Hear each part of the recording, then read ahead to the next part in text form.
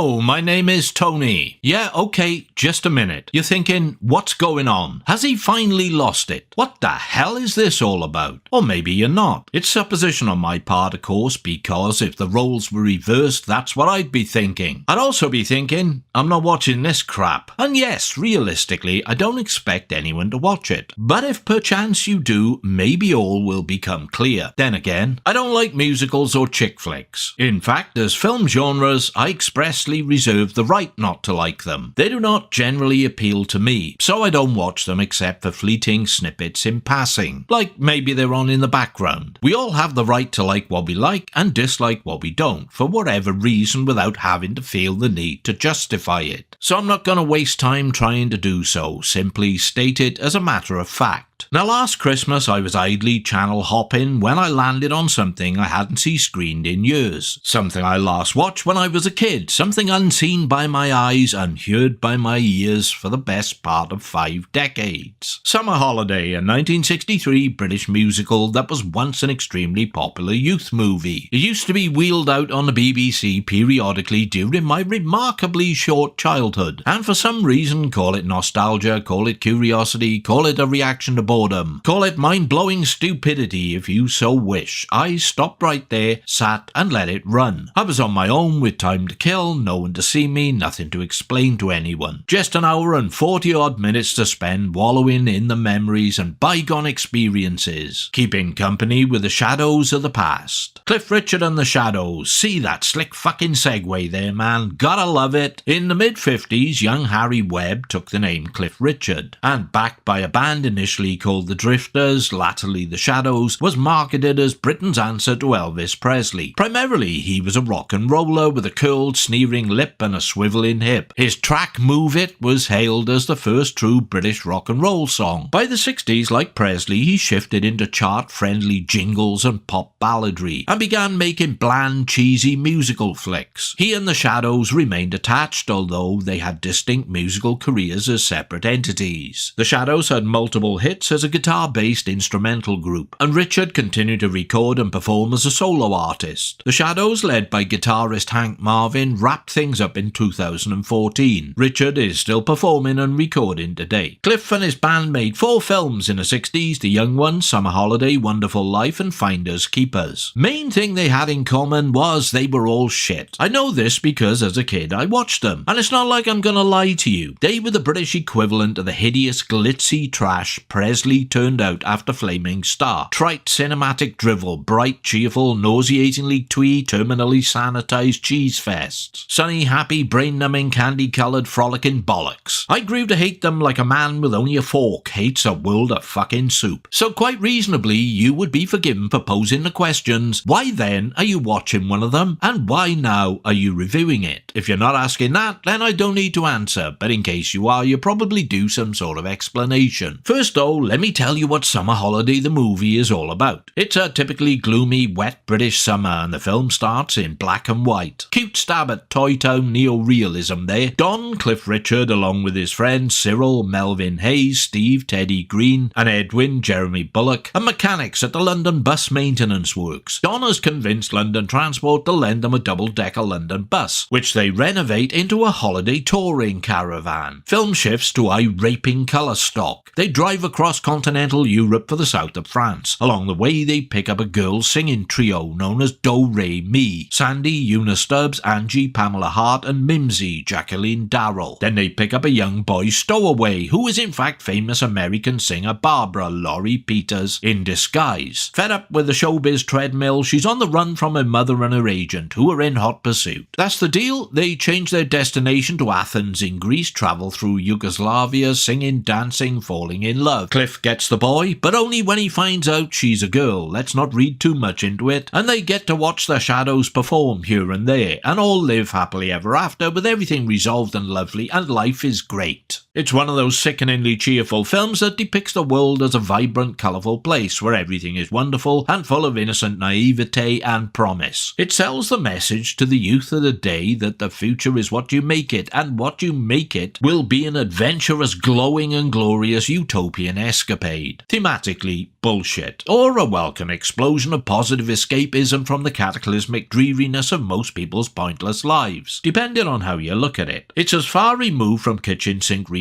as you're ever likely to get, and there's not one single grain of grit to besmirch Summer Holiday. Even the black and white intro is fucking pristine and crisp before it morphs into glorious Technicolor. I'm not saying that's a bad thing, for escapism is a large part of what the movies are about. I just prefer it when they're not insultingly patronising, though, is all I'm saying. Perhaps not all I'm saying, because there's more. It was Peter Yates' first feature film as a director, the man who later brought you Bullet and The Friends of Eddie Coyle. You'd never have thought it going by this, but everyone has to start somewhere, I suppose. There are at least 16 songs in the movie, and just about every single one is fronted by a dance number of some description. The choreography looked like it was orchestrated by a partially sighted person with a psychomotor imbalance. It really is very energetic crapola. As it turns out, I later discovered the culprit was choreographer Herbert Ross, an American, who went on to be a successful film director in his own right, with the likes of Play It Again Sam and Steel Magnolias.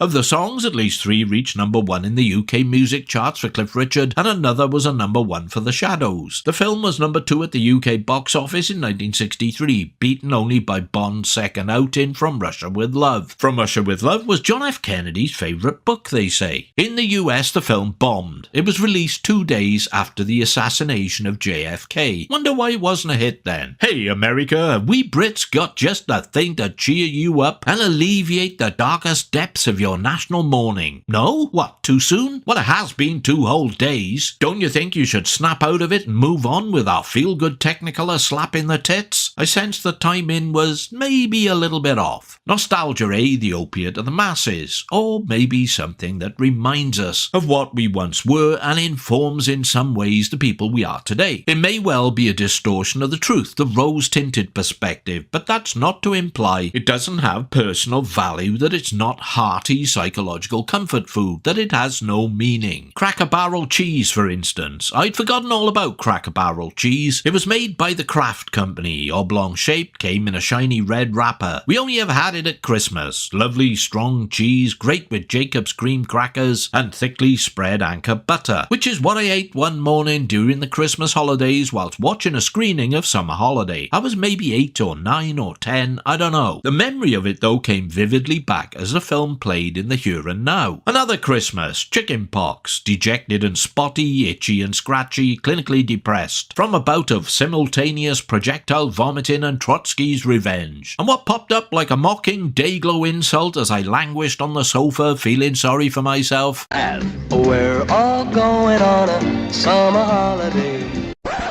Fuck off! Only 3 fucking channels. No remote control. Can you imagine a time when TVs were completely manual, requiring you to get up off your ass and move about to even switch the bloody thing on? Well, there was a time, and that was it. I was too weak to move, so the film played on whilst I was dying, even more miserable now because I lacked the energy and means to kill myself. Yet another Christmas and appendicitis this time. Not just any old appendicitis though. No, my appendix detonated and bloomed into peritonitis. 2 weeks in hospital with what is more commonly known nowadays as sepsis. Wonderful time, jacked full of morphine, sweating feverish buckets, hallucinating, and insisting I had touched the face of God and he looked just like Frankie Howard. That reminds me, I must buy some melons on the way home.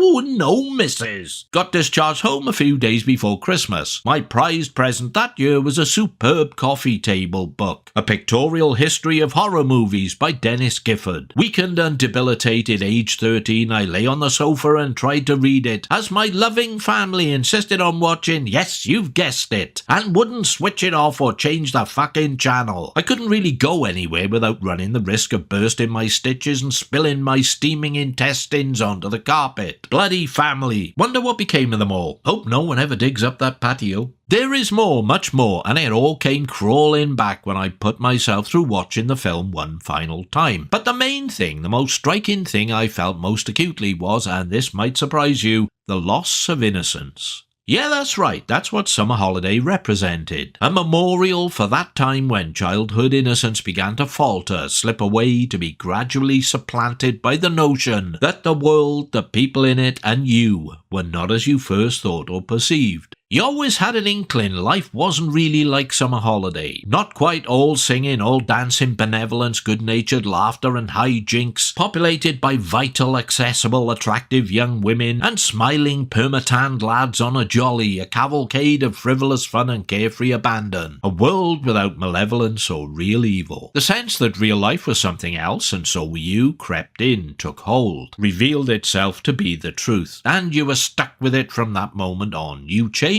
and there was no going back. Films like Summer Holiday don't change though. They are as they've always been, as they were made. They always symbolise innocence because in essence they are innocent. There is no atom of malice, no shred of corruption, no iota of harmful intent in Summer Holiday, at least not consciously or overtly. Yeah, you could argue the whole project was a cynical promo charade to make money at the box office and sell a few records and was therefore exploitative. And that does sound about right, sort of. Yet if you consider it an isolation as a film and nothing else, it is as innocent a piece of cinema as you were ever likely to encounter. It's not preaching at anyone, force-feeding an ideology, messaging anything, promoting anything toxic or dangerous. Just lightening the mood and looking on the bright side. Life isn't like Summer Holiday, but maybe it would be a damn sight better if it were.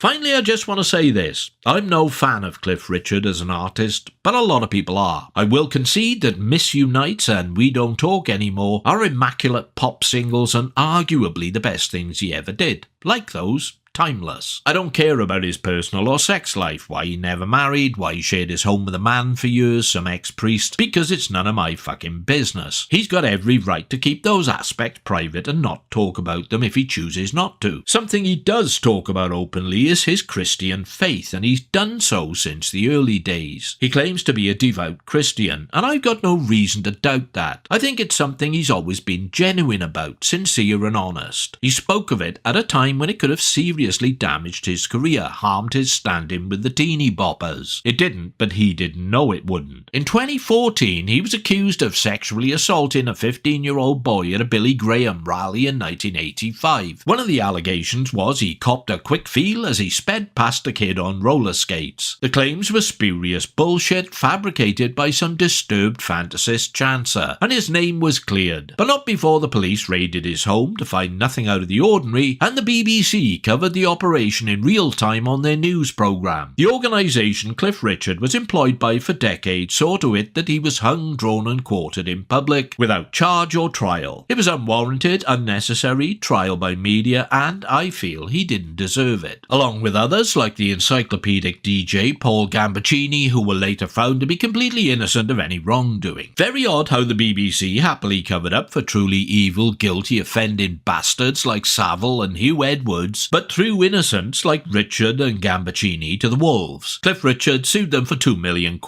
and won.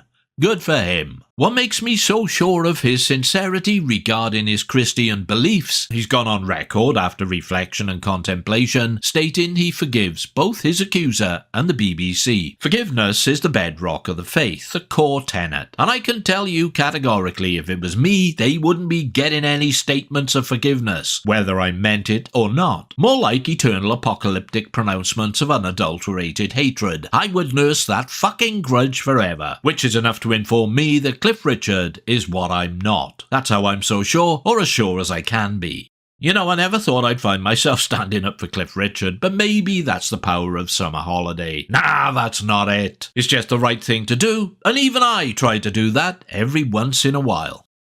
Thank you for your time and attention through this shamelessly self-indulgent existential digression. Hope it wasn't too much of a chore, pilgrims. Please feel free to do whatever you choose to do next. Hit like, don't like, comment, subscribe, check out my early access Patreon thing, or even make a welcome financial contribution via the thanks button. I'm pretty certain next up will be something a little more traditional, same old, and if you're still up for that, we shall continue. Ciao for now, and as the great Dave Allen used to say, may your God go with you.